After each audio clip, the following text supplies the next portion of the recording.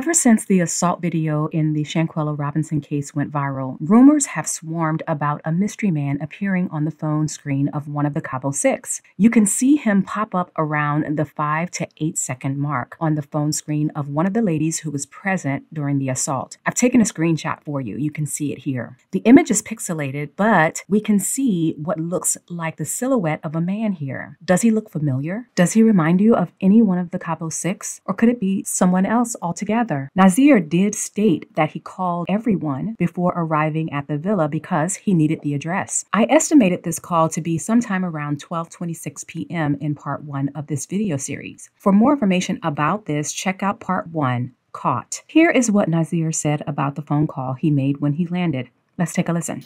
I make a phone call. To everybody who there. Like, I need the address. So during this phone call, that's the first time I heard that Kula wasn't feeling good. It's quite interesting, his choice of words here, you think? Because he says, I made a phone call to everybody over there. How does he do that? Does he make one call so that he could talk to everyone on speaker?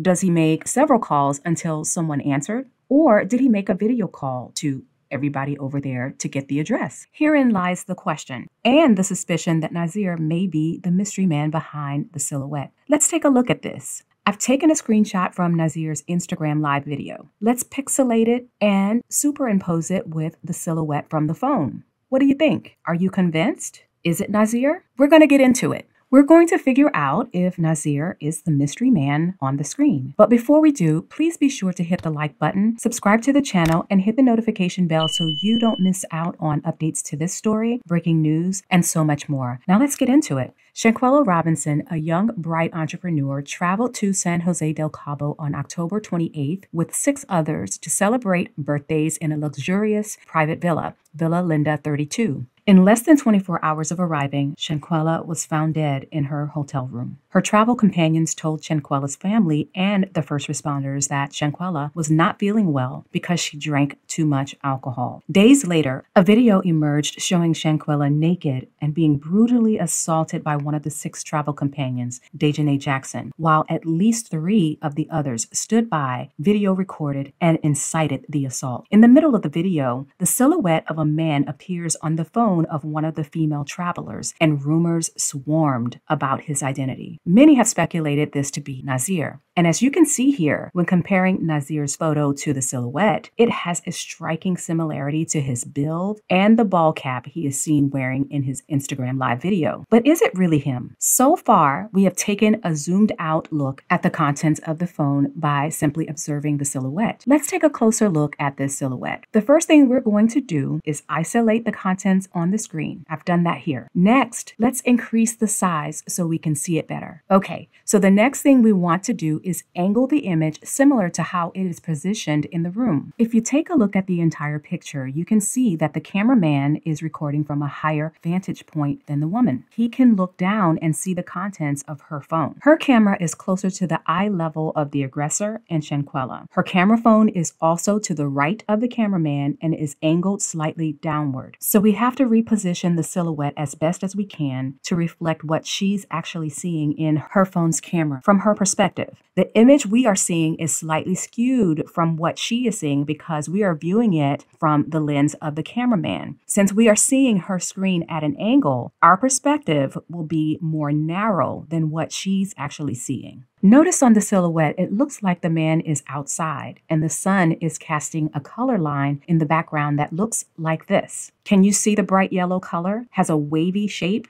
I've drawn it here for you. Now let's bring back the original picture from the assault video. And now let's slowly bring back the silhouette from the phone camera. Are you seeing what I'm seeing? The rug's shape lines up.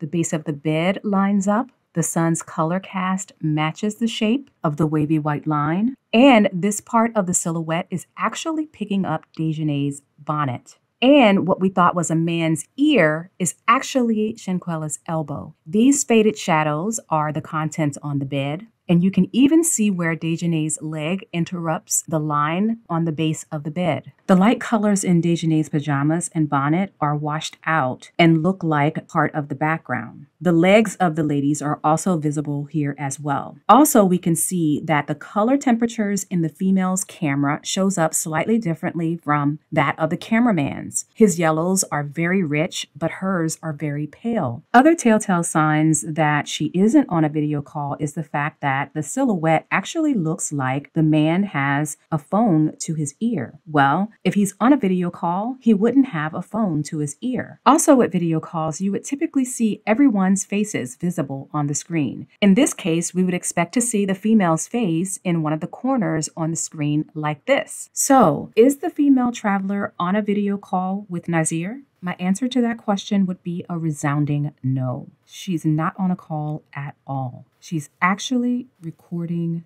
the assault. Let's continue the conversation about it down in the comments. Justice for Shanquella. This was a continuation of part 2. Stay tuned for part 3, the timeline.